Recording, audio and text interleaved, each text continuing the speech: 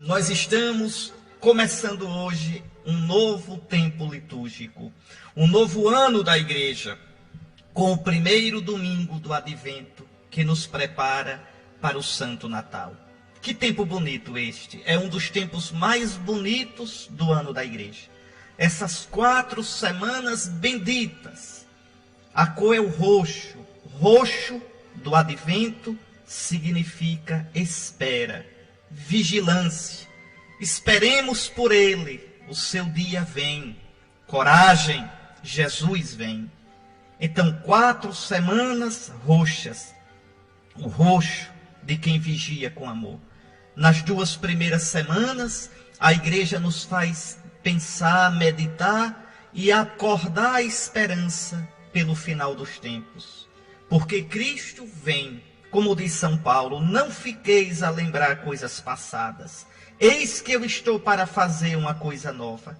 O Cristo que começou sua salvação, vindo em Belém, virá no fim dos tempos, como nosso Senhor, como nosso juiz, como nosso Salvador, como nosso consolo.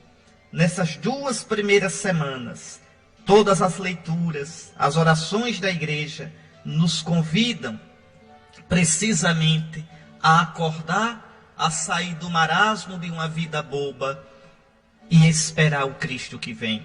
E depois a segunda parte do tempo do Advento, mais 2 semanas preparando o Santo Natal. Tempo bonito esse, viu? Pouquinha flor na igreja, bem pouquinha, para significar nossa espera, significar nossa ânsia de que o Senhor venha.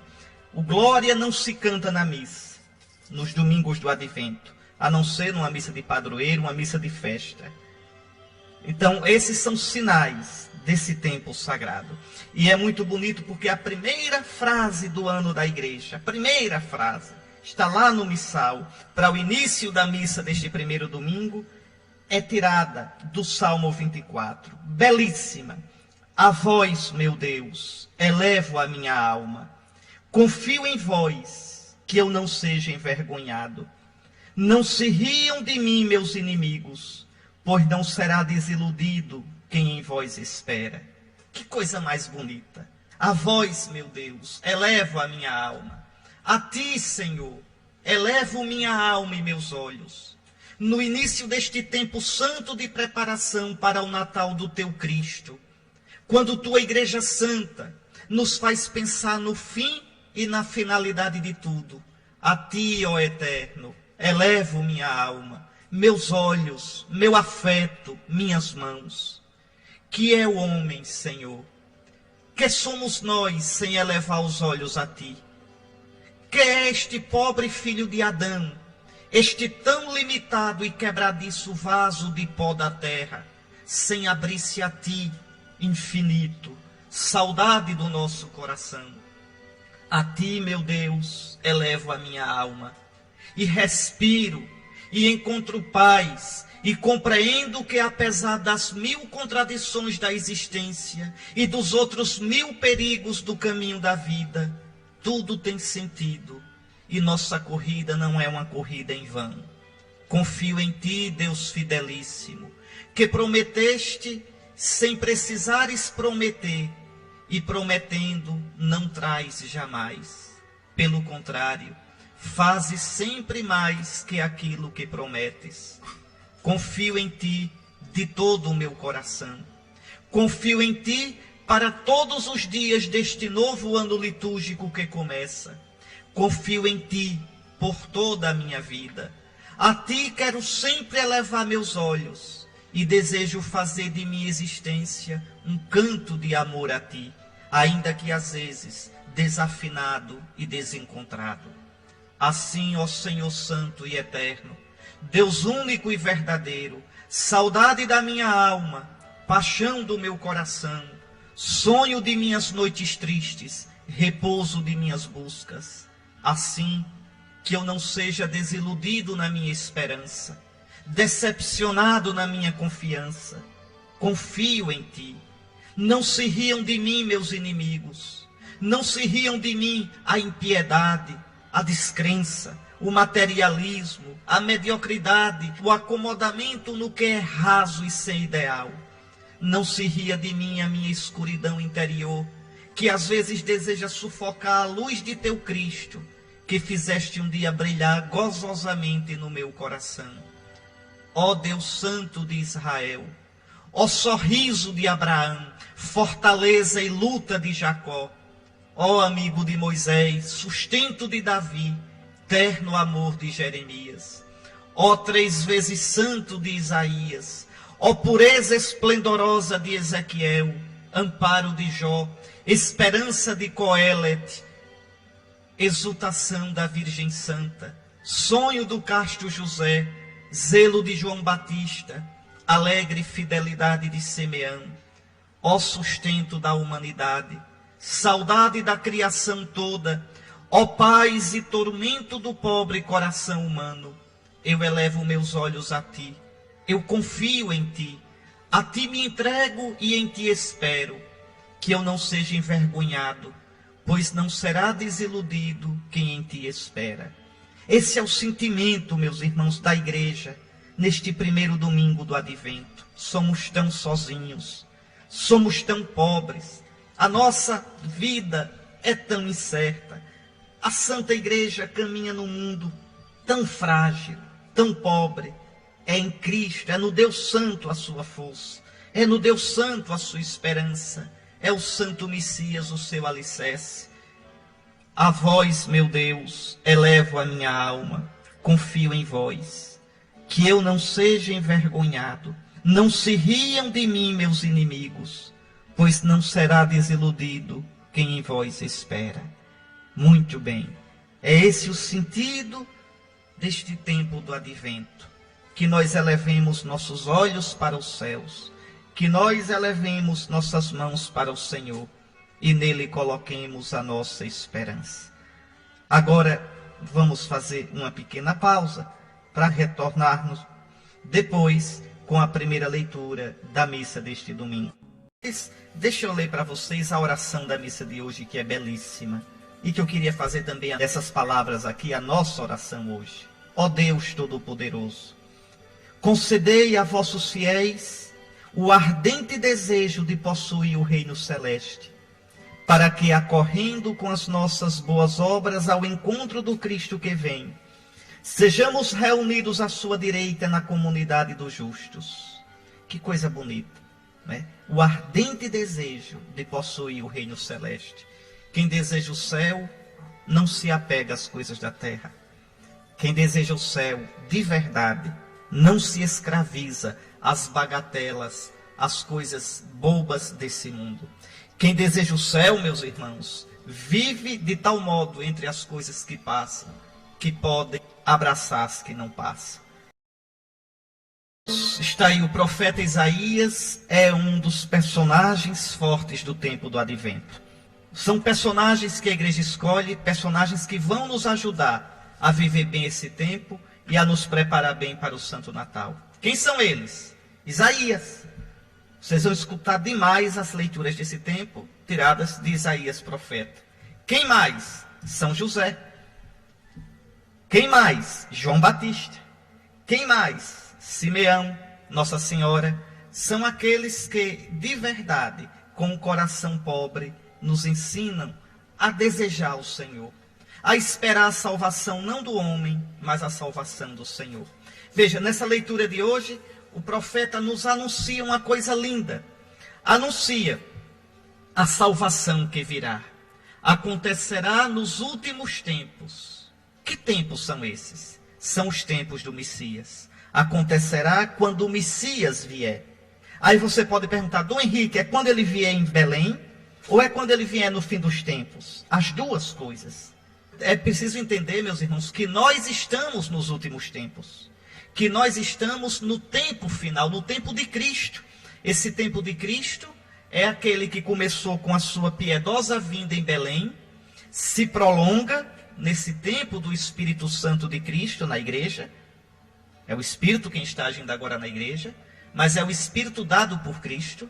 É o Espírito que Cristo deu à igreja para que exatamente nos ensine, nos leve a fazer a vontade do Senhor Jesus e levar adiante a sua obra, geração após geração, essa obra que será arrematada em glória no final dos tempos. Então estamos nos últimos tempos, estamos no tempo de Cristo, estamos no tempo do novo Israel. E quem é o novo Israel? É a igreja.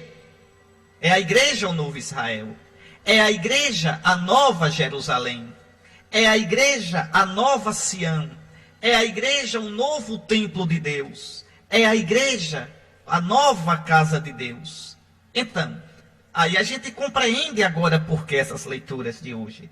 Acontecerá nos últimos tempos, acontecerá nos tempos do Messias, que o monte da casa do Senhor estará firmemente estabelecido no ponto mais alto das montanhas e dominará as colinas. Veja, acontecerá nos últimos tempos, meus irmãos, é isso que o profeta está dizendo, que a igreja, que o novo Israel estará ali à vista de todos, aberto para todos os povos, para que todos possam encontrar o Deus verdadeiro. Enquanto no Antigo Testamento, Israel, o Israel segundo a carne, é um povo baseado no sangue, um povo baseado na descendência de Abraão, e por isso a humanidade toda não podia participar dele. Agora o novo Israel, que é a igreja, é aberto a todos os povos. Olha o que diz ainda o profeta: a ele acorrerão todas as nações, para lá irão numerosos povos e dirão: vamos subir ao monte do Senhor, à casa do Deus de Jacó, para que ele nos mostre seus caminhos e nos ensine a cumprir seus preceitos. Quando começou isso? Com a vinda de Cristo, logo após a sua ressurreição, quando o Senhor manda a sua igreja, manda seus discípulos levarem o evangelho até os confins da terra. Agora sim, agora todos os povos podem ver a salvação de Deus. Todos os povos podem conhecer o verdadeiro Deus, adorá-lo, amá-lo, nele encontrar salvação e esperança. E aí o profeta anuncia uma coisa que na época dele, 800 anos antes de Cristo, parecia ser coisa de doido. Olhe, porque de Sião provém a lei, e de Jerusalém a palavra do Senhor.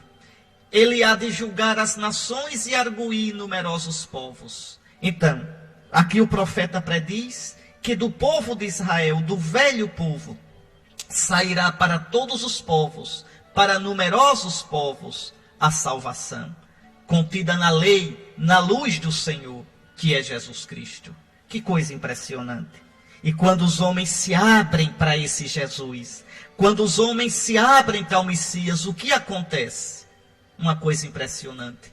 Transformarão suas espadas em arados e suas lanças em foices. Não pegarão em armas uns contra os outros e não mais travarão combate. É a paz, é o shalom, o resultado da conversão a Cristo. A paz que o mundo não pode dar, nem pode tirar. A paz que não é simples acordo para cada um respeitar os interesses do outro. Não, a paz aqui nasce de dentro. A paz nasce da certeza de que Deus nos ama, de que Deus está conosco. E por fim o convite: vinde todos da casa de Jacó, deixemo-nos guiar pela luz do Senhor. É o convite para mim, é o convite para você. Deixemo-nos guiar pela luz do Senhor. O Senhor que virá um dia para nos julgar. O Senhor que um dia colocará às claras aquilo que nosso pecado esconde. O Senhor que é a saudade do nosso coração, que é a paz da nossa existência. Se você olhar, tantos textos do Antigo Testamento vão anunciar esse tempo de salvação, esse tempo de bênção, de graça, esse tempo do Santo Messias. Tempo que começou no Natal e só vai terminar no fim dos tempos. Muito bem, fiquemos com esse pensamento. E que nosso coração se encha de santo desejo. A ti, meu Deus, elevo minha alma. Senhor, não tardes. Senhor, venha ao nosso encontro. Vamos agora escutar e rezar, não é? Escutar e rezar o salmo de meditação, o salmo responsorial desta missa do primeiro domingo do Advento, que é um convite a ir à casa do Senhor. Qual é a casa do Senhor? Já disse, é a igreja. E a igreja é a imagem do céu. A igreja é o começo do céu. É interessante, os pagãos, os de fora, não entendem isso.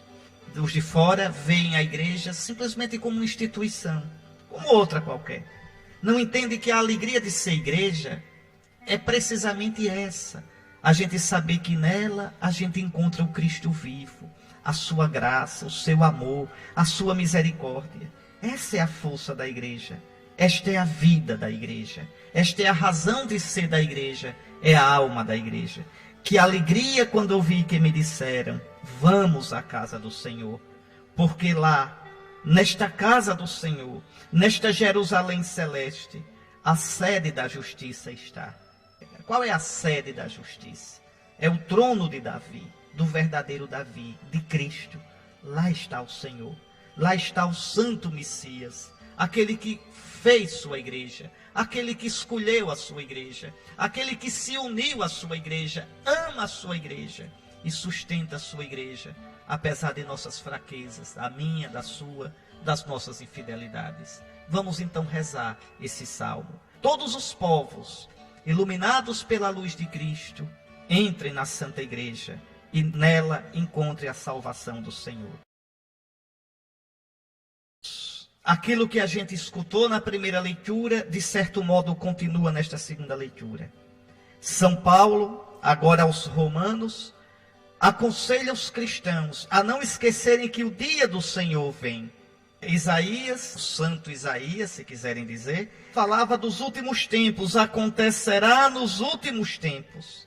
O cristão também espera os últimos tempos, já está nos últimos tempos, desde a vinda de Cristo, e espera os últimos tempos, porque esses últimos tempos ainda vão se consumar em plenitude, quando o Senhor se manifestar em glória.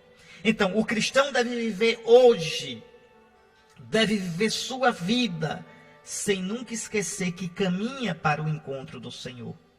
Um grande erro dos cristãos, um grande mal na igreja, é quando a gente esquece isso, que a gente está a caminho, que nós não temos aqui na terra cidade permanente, que nós estamos a caminho da glória que está para vir. Estamos a caminho do encontro com o Senhor. Olhe como o apóstolo diz: irmãos, vós sabeis em que tempo estamos, pois já é hora de despertar. Em que tempo nós estamos? Nós estamos num tempo de salvação. Nós estamos num tempo que o Senhor nos dá, entre a sua primeira e a sua segunda vinda, um tempo de conversão. Um tempo de dizer sim a Ele, deixando-nos guiar pelo seu Espírito Santo. Nós estamos no tempo de ouvir sua palavra, de receber a sua graça nos sacramentos, de viver uma vida de amizade com Ele. Vós sabeis em que tempo estamos, pois já é hora de despertar. E por quê? Porque esse tempo no qual nós estamos é um tempo também de luta, é um tempo também de combate.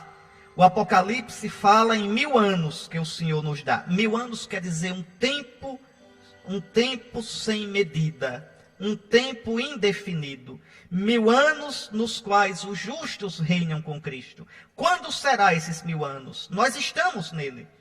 Os 1000 anos não serão um tempo especial no final dos tempos. Os 1000 anos é o tempo entre a primeira e a segunda vinda de Cristo. Tempo de combate. Tempo em que os santos já reinam com Cristo no céu e ao mesmo tempo combatem na terra. É este tempo onde a descrença parece levar a melhor.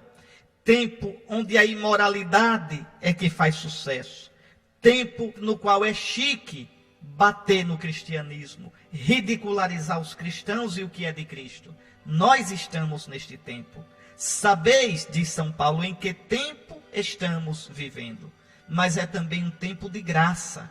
É o tempo no qual o Senhor nos sustenta no combate. E aí o apóstolo diz: já é hora de despertar. Não viver como os que dormem no pecado. Quem dorme? Dorme quem peca. Quem dorme? Dorme quem quer justificar o seu pecado. Quem dorme? Dorme quem se entrega às obras das trevas. Eis aqui. Aí São Paulo diz, com efeito, agora a salvação está mais perto de nós do que quando abraçamos a fé. Não se iluda, não. A vida vai passando. Hoje eu estou mais próximo do Senhor do que ontem.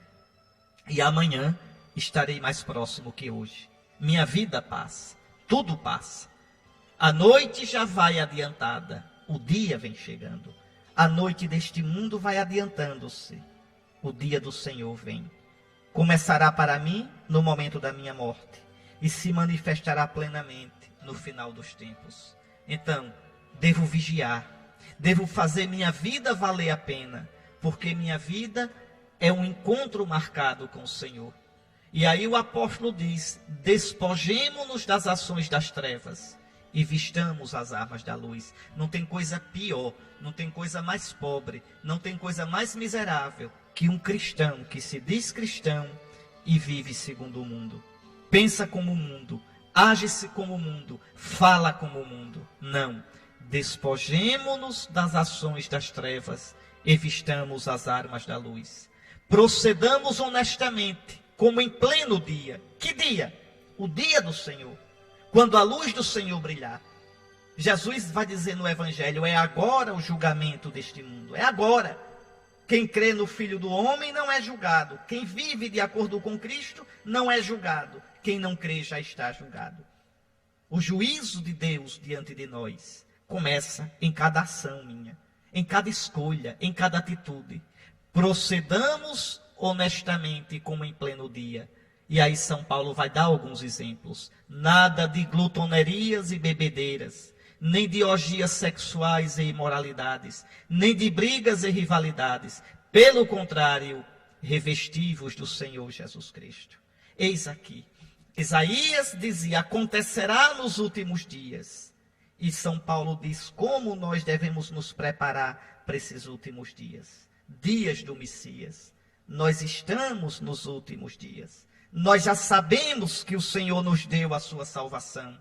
Nós já sabemos que o Cristo morreu e ressuscitou por nós. Nós já sabemos do tamanho, da profundidade, da largura, da altura, da dimensão do amor de Deus que se revelou em Cristo. Então, vivamos uma vida digna de Cristo. Eu já disse aqui várias vezes, eu não me entristeço tanto pela impiedade do mundo, quanto me entristeço pela frieza dos cristãos. O grande problema hoje não é que muitos no mundo odeiem a igreja, não é que muitos no mundo persigam os cristãos. O grande problema é que os cristãos não dão testemunho, que os cristãos queiram uma vida cômoda, morna, de compromisso com o mundo, de capitular, de tomar os pensamentos e os jeitos do mundo. Pois bem, meus irmãos, pensemos nessas coisas. E então, você vai ser levado ou vai ser deixado? Vamos entender esse evangelho de hoje, né? Olha aí, nosso Senhor está falando da vinda do Filho do Homem. E é interessante, Jesus diz, Filho do Homem. O que significa essa expressão, hein? Jesus, quando fala dele, Jesus não diz que é o Messias. Jesus nunca diz que é o Messias. Olha, ele só aceitou, ele só disse que era o Messias, quando ali sozinho com os discípulos, perguntou, e vós quem dizeis que eu sou? Pedro disse, tu és o Cristo, quer dizer, tu és o Messias, o Filho do Deus vivo. Tanto você sabe, Messias em hebraico é Mexia, tá certo? Quer dizer ungido. Em grego, Christos, Cristo, ungido. Então, tanto faz dizer Messias, como dizer Cristo. E o sentido é ungido, escolhido, o enviado que Deus tinha prometido no Antigo Testamento. Pedro diz, tu és o Cristo. E Jesus diz, tu és bendito, Pedro. É isto mesmo, o meu Pai que está no céu te revelou. E eu te digo quem tu és Pedro, tu és pedra. Mas ali, só com os 12, Jesus disse isso. E depois Jesus não diz mais que é o Messias. E quando os endemoniados vêm dizer que ele é o Messias, ele manda se calar. Cala-te, diz aos demônios. Por que é, hein, que Jesus não quer que saiba que ele é o Messias? Ele é ou não é o Messias? É. E se ele é, por que esse segredo? É porque se ele dissesse que era o Messias, cada um ia pensar no Messias do seu jeito. Eu já expliquei isso aqui. Cada um tinha uma ideia diferente do Messias. Jesus só vai dizer claramente que é o Messias quando estiver preso, quando diante de Caifás, o sumo sacerdote, Caifás vai perguntar: eu te conjuro, eu exijo que tu digas, tu és o Messias? Diz, eu sou. Aí sim, eu sou. Tu dizes. Aí Jesus aceita, porque agora não tem mais como se enganar, não tem mais como cada um pensar no Messias glorioso. Não, agora ele está ali preso, homem de dores, está claro que ele é o Messias servo, o Messias pobre, o Messias que veio para servir e não ser servido. Então, como Jesus não gostava publicamente de ser chamado de Messias, ele se chamava a si próprio Filho do Homem. Por quê? Porque Filho do Homem tem dois sentidos. Eu já expliquei também isso a vocês. Filho do homem quer dizer simplesmente homem. Filho de Adão, tá certo? Com toda a sua fragilidade. O homem que é pó. O Adão que vem da Adamá, da terra, do limo, do barro da terra. Né? Então veja, Ezequiel é chamado de filho do homem o tempo todo. Deus chama Ezequiel de filho do homem. Homem, homem que passa, homem pobre, homem que é pó. Mas filho do homem também pode significar um ser glorioso que vem sobre as nuvens do céu, vem divino, vem da direita de Deus, está lá em Daniel. Então eu tenho dois significados para filho do homem. Em Ezequiel, filho do homem, é pó, como filho da mentira é mentiroso, filho da perdição é perdido, filho do homem é homem frágil. Então em Ezequiel, filho do homem é isso, fragilidade. Em Daniel, filho do homem é um ser misterioso que vem sobre as nuvens do céu. Jesus deixa em suspenso. Jesus chama a si próprio de filho do homem. E o que é que isso significa? Ele não diz. E qual é o sentido de filho do homem na boca de Jesus? Os dois sentidos. Ele é aquele que vai morrer. Ele é o servo, pobre, homem de dores, que não tinha beleza nem formosura, como diz o profeta Isaías, no capítulo 53. E ao mesmo tempo é aquele glorioso. Quando Caifás pergunta se ele é o Messias, ele diz: eu sou, e digo mais, vereis o céu aberto e o Filho do Homem vindo à direita do poder sobre as nuvens. Então ele é ao mesmo tempo o Filho do Homem miserável que está preso e vai morrer. Mas não se iludam, esse Filho do Homem será glorificado e virá em glória. Então, por isso aqui, hoje nesse evangelho, falando do fim dos tempos, falando da glória dele, Jesus diz: a vinda do Filho do Homem, veja, é o Filho do Homem de que fala Daniel. A vinda do Filho do Homem será como no tempo de Noé. Você quer saber como vai ser a vinda de Cristo? Eu vou dizer, explicando o que Jesus disse, claro. Vai ser como no tempo de Noé. E como era no tempo de Noé? Olhe lá no Gênesis. Nos dias antes do dilúvio, todos comiam e bebiam, casavam-se, davam-se em casamento, até o dia em que Noé entrou na arca. E eles nada perceberam até que veio o dilúvio e arrastou a todos. O que Jesus quer dizer isso? A vinda do Filho do Homem será quando nós menos esperarmos. Está aí, dançamos, carnaval fora de época, carnaval na época, Copa do Mundo, Olimpíada, tecnologia, iPod, computador novo, internet, não sei o que, e vira e mexe, uma descoberta nova da ciência, e uma paulada a mais na igreja, e uma eleição a mais, e não sei o que, e vamos nós nos distraindo. Comemos e bebemos, amamos, odiamos, casamos, nos damos em casamento, nascemos morrendo. Um dia o Filho do Homem virá. Não vai pedir licença. Não vai perguntar se na nossa agenda está reservada aquela hora para ele. Não. Por isso Jesus diz: vigiai, estai preparados. Vigiai porque não sabeis a que hora vem o vosso Senhor. Essa é a primeira advertência de Jesus. Então não adianta fazer cálculo. Quando a Bíblia diz Cristo está próximo, não é porque ele vem amanhã. Pode ser que venha. A gente não tem a menor ideia de quando será. Ah, mas já passaram 2000 anos. Pode passar mais 10.000. Não sabemos. Mais 30.000 anos. Mais 100.000 anos. Não sabemos. E como a Bíblia diz que o Senhor está próximo, porque nós já estamos nos últimos tempos. Da primeira vinda de Cristo à sua segunda vinda, nós estamos nos últimos tempos. Está próximo porque a qualquer momento eu posso morrer. Está próximo porque é agora o julgamento deste mundo. Jesus disse isso quando estava conosco ainda aqui na terra. É agora o julgamento deste mundo. Então este próximo não é próximo no sentido de tempo.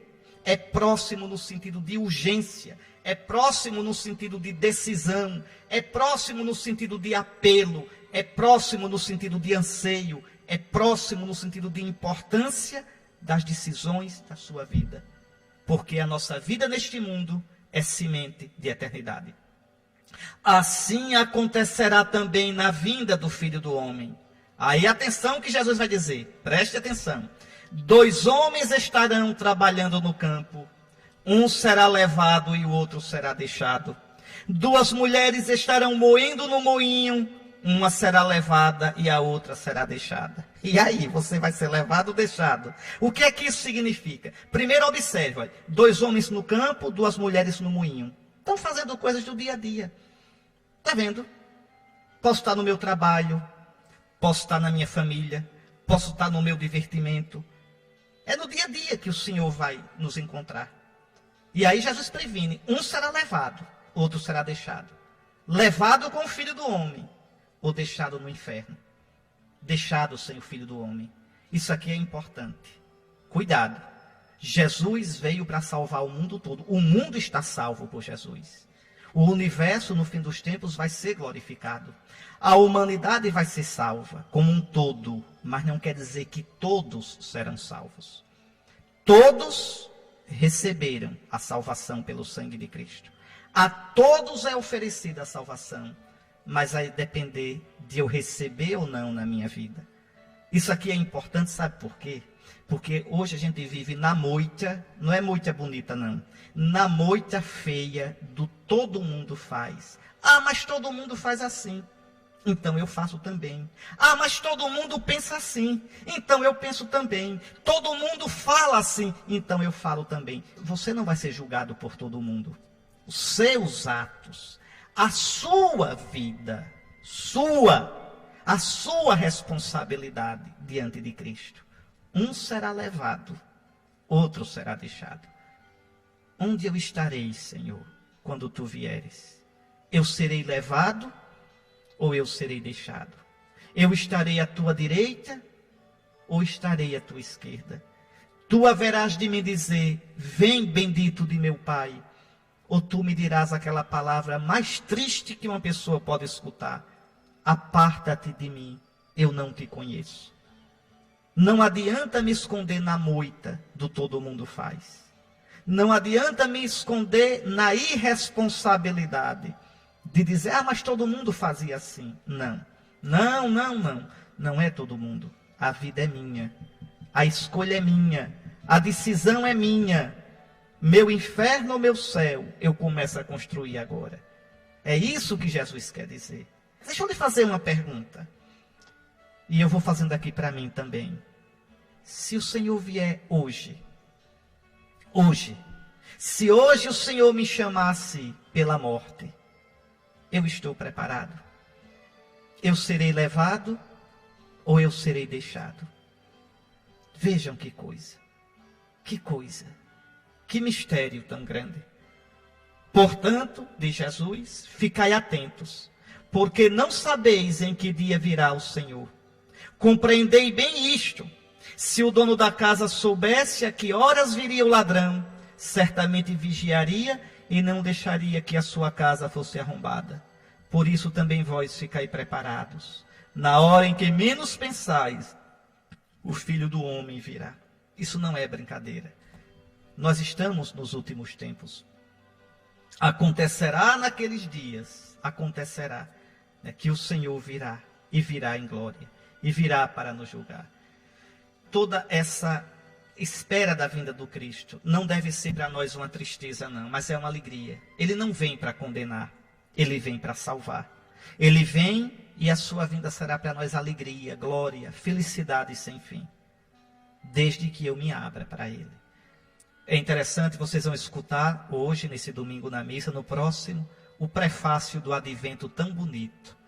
Diz o seguinte, né? Revestido da nossa fragilidade humana, Cristo veio a primeira vez para realizar seu eterno plano de amor e abrir-nos o caminho da salvação.